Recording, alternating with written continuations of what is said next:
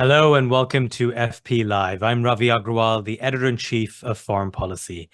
It's part of the nature of this program that we're often engaged with words, dialogue, debate, description, but it can miss a certain dimension. You've all heard the saying, a picture's worth 1,000 words, and it is a cliche, but it's true. Pictures capture something in a moment that is intangible. It moves you in a certain way. We interpret it in a certain way. It evokes our own memories of that thing. Pictures are the most human of things. It's what we see every day. It's one of the reasons I wanted to bring you this very platform, mixing our analysis with visuals. And there's no better person to exemplify this idea than a man called Platon. Now, even if you've never heard of him, you've no doubt seen his photographs. He's a British portrait photographer who has taken some of the most famous cover story images in history. Bill Clinton, Donald Trump, Muhammad Ali, Vladimir Putin, Libya's Gaddafi, and many, many others.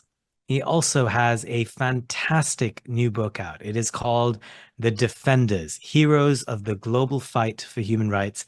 And it has some superb and moving photography documenting human rights activists around the world, from Burma to Egypt to the Congo and the US-Mexico border. Well, Platon joins me right now. Welcome to FP Live. It's so good to be here. Thank you for having me. Well, it's such a pleasure. I'm such a fan of your work.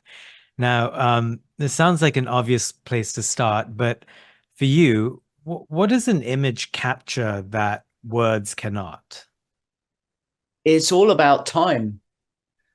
You know, we're always bombarded with so much information now. It's almost impossible to have a moment of reflection. And the past doesn't exist anymore. It's gone. The future hasn't yet happened. And the present is moving so fast, even the present is so hard to grip. One of my pictures is 1/500th of a second. That's Wow. all. And then imagine that's as soon as I've taken it, it's already gone. It's history. But there's something magical about freezing someone's humanity in time. And for me, that only happens when I'm able to tune into someone's frequency. It's not an intellectual process. It's an emotional process. We call it emotional intelligence. You have to think of it as an old-fashioned radio set where you're turning the knob and trying to find your channel.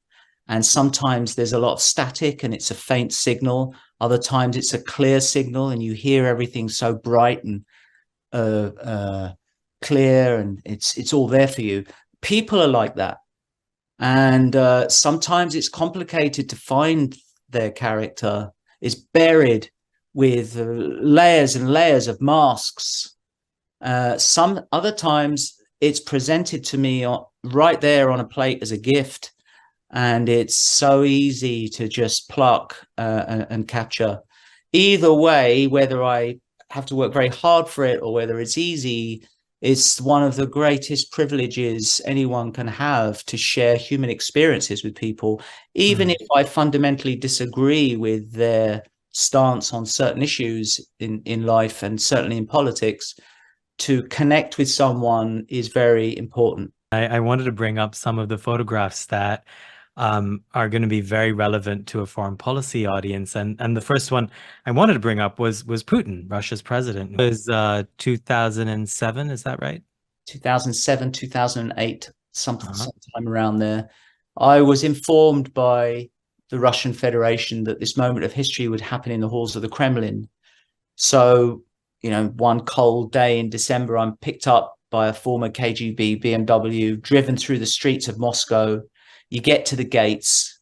Suddenly the driver, who's an agent, turns the wheel harsh and the car goes in the opposite direction, away from the Kremlin, out of Moscow into a dark, bleak Gothic forest.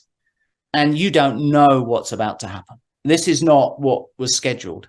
And then you get in the middle of this forest, you get to the most sinister building I've ever seen in my life. It's his private dacha, his residence. And it's surrounded by a 2-story high security wall. It's like a scene from a Cold War movie. It's just like that. And there's snipers all the way along the top. and you're escorted into the building at gunpoint. And by the time, and you're wondering, what am I doing here? Yeah, all these thoughts. This was my first real experience of boot camp, of learning to deal with power. I've now become immune to it. I'm very lucky that it doesn't work on me anymore, because I'm able to see the process for what it is. But in those days, I mean, this was the first time I'd experienced it on this level, and I have to confess, I was really nervous, and no one had ever photographed him in this way before. You're led into this building. I'm led into a room. I was told, I don't know if this is true, but this is the room where they dissolved at least part of the Soviet Union back in the day, and now it's his office. So, I mean, that's interesting for a start. Eventually, he comes in with a giant entourage, 2 translators who whisper in his ear, a whole gang of political advisors, and a whole gang of bodyguards. And at that moment, you're faced with a decision. Do I perpetuate this strange relationship that's being forced on me, or do I dare to be a human being? So I said to him, Mr. President, before we capture this moment in history, I'd like to ask you a question. I said, I was born in London. I was brought up by my mum and dad listening to the Beatles. And I'd like to know if you ever listened to the Beatles. They translate in his ear.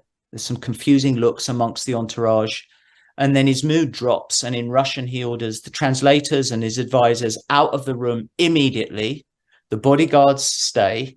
And then Putin turns to me, looks straight into my eyes, and he says, I love the Beatles. I couldn't believe it, in perfect English. So I said, I didn't know you spoke English. And he said, I speak perfect English. So I said, wow, okay. Well, in that case, who is your favorite Beatle? He said, Paul. I said, interesting. What's your favorite song? Is it Back in the USSR?